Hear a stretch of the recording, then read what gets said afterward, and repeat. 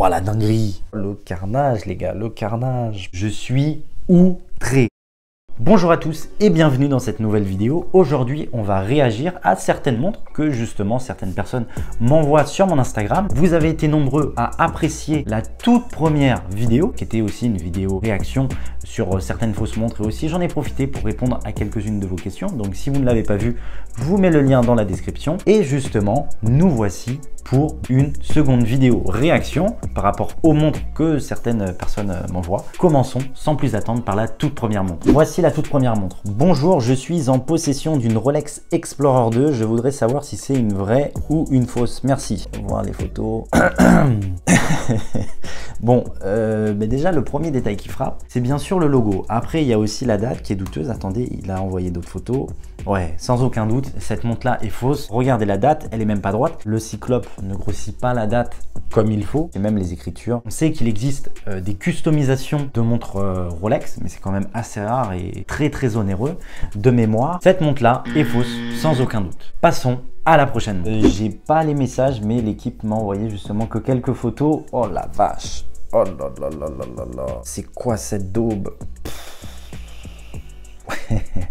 Franchement là les gars, je sais pas quoi dire. Ce modèle là n'existe pas, pour être d'accord. Rolex n'a jamais fait de bracelet de ce type. Déjà la lunette, j'arrive pas à voir ce que c'est et qu'est-ce qu'il y a marqué. Et il y a marqué Rolex Oyster Perpetual Datejust, justement avec 3 sous-compteurs. On n'a même pas besoin de se poser la question à savoir si cette montre là est vraie ou fausse. Elle est fausse, sans aucun doute. Enfin, elle n'existe tout simplement pas. Ça c'est clair. Passons désormais à la montre suivante. Cette fois-ci c'est une montre Patek Philippe. Donc là c'est une Nautilus, on le voit clairement. C'est la référence 5740. La particularité de cette référence, c'est qu'elle dispose d'un quantième perpétuel. Déjà à première vue, il y a quand même 2-3 trucs qui me font tilt. Parce que cette montre là, comme c'est une Patek Philippe à complication et aussi qu'elle est réalisée en or gris, je crois de mémoire en boutique on doit être aux alentours des 130 000 € environ. Justement parce qu'il se trouve que Patek Philippe a arrêté la production des Nautilus en acier. Je parle de la référence 5711, la simple 3 aiguilles. Bon déjà là, rien que sur le cadran, mais il y a quand même des choses qui me font tilter. Déjà ce qu'on peut voir, c'est que la couronne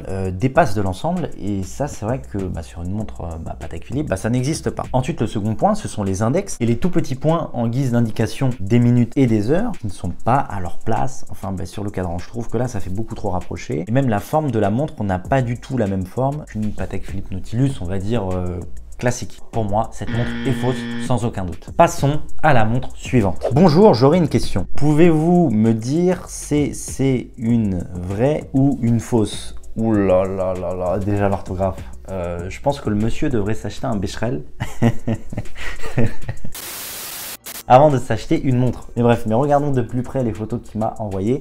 Donc la première photo. Déjà le fait qu'une Submariner est un cadran blanc. De mémoire, je sais qu'il y a eu des anciennes Submariner qui avaient justement un cadran blanc, mais c'était extrêmement rare. Et de mémoire, c'était les Submariner 6536, si je ne dis pas de bêtises. Enfin, ces références-là, aux alentours de ces années par exemple, qui sont aujourd'hui des montres vintage, donc qui ont plusieurs dizaines d'années, forcément. Et le cadran blanc sur une Submariner était très rare. Après, bien sûr, ça peut être une personnalisation. Mais là, déjà, le fait que le cadran soit blanc, ça colle pas. Le fait que le logo soit beaucoup trop proche des index aussi, ça ne colle pas. Et aussi la date, le grossissement de la date, où là on peut voir qu'il est de piètre qualité. Et même sur la seconde photo, en fait, voilà, donc on peut voir qu'il y a quand même, il n'y a rien qui va. Il y a le grossissement de la date et le fait que le cadran soit blanc, c'est rédhibitoire. Pour moi, cette montre-là est fausse.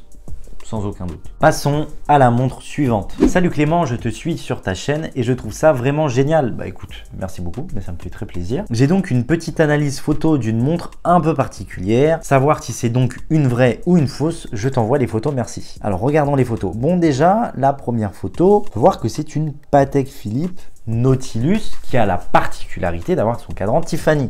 De mémoire, cette référence, déjà, il n'y en a que 175 dans le monde. Donc c'est pour vous dire. Donc c'était une collab qu'il y a eu entre la manufacture Patek Philippe et la marque Tiffany & Co. C'est une montre qui rend hommage à cette collaboration parce que c'est vrai que justement Tiffany était très implanté en fait sur le marché des États-Unis et Patek Philippe non. Et donc du coup le détaillant Patek Philippe qui était présent aux États-Unis, c'était Tiffany et qui vendait des montres Patek Philippe. Donc là déjà ce qu'on peut voir c'est que la montre est beaucoup plus que douteuse. Déjà il n'y a rien qui va. On peut voir un espèce d'écart là entre la lunette. Déjà ce qui frappe, bon au-delà du fait que cette montre là, enfin l'original coûte plusieurs centaines de milliers, même voire millions d'euros, c'est la date. Voilà, donc ça c'est quand même quelque chose de marquant et ça va pas. Ensuite ça va être l'écriture Patek Philippe Genève où on peut voir que la typo est pas du tout la même. Et un autre détail marquant, c'est la couronne qui est beaucoup trop sortie et ça pour le coup c'est rédhibitoire. Cette montre là est fausse sans aucun doute et c'est vrai que c'est une fausse quand même assez vilaine. La montre est de piètre qualité quoi, voilà,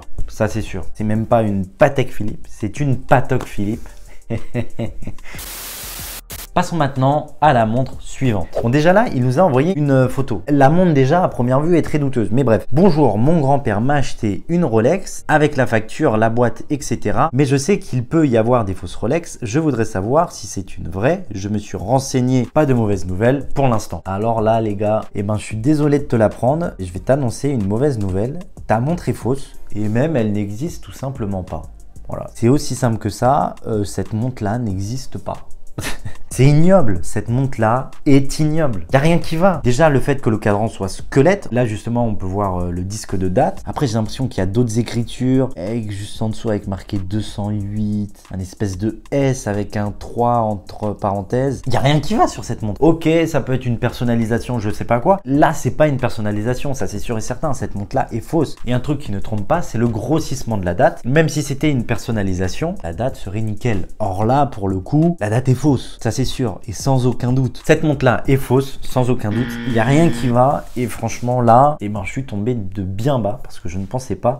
Déjà l'autre, un peu avant mais qui n'existait pas du tout. Alors celle-là aussi, elle est vraiment pas mal. Passons maintenant aux montres suivantes. Ah bon là c'est justement une personne qui m'envoie des montres. Alors les faussaires créent des montres. Voyons voir les vidéos qu'ils m'envoient. Ouah la dinguerie. Ouah la dinguerie. Mais les gars, cette montre-là n'existe pas. Je ne sais pas si vous vous en rendez compte, mais ils ont créé des montres Rolex. Mais regardez. Ouah, mais même cette Richard Mille. Oh là là là là. Comment c'est faux. Putain, tout est faux. Je suis outré. J'étais incroyablement surpris de la fausse Rolex, les gars. Regardez-moi ça.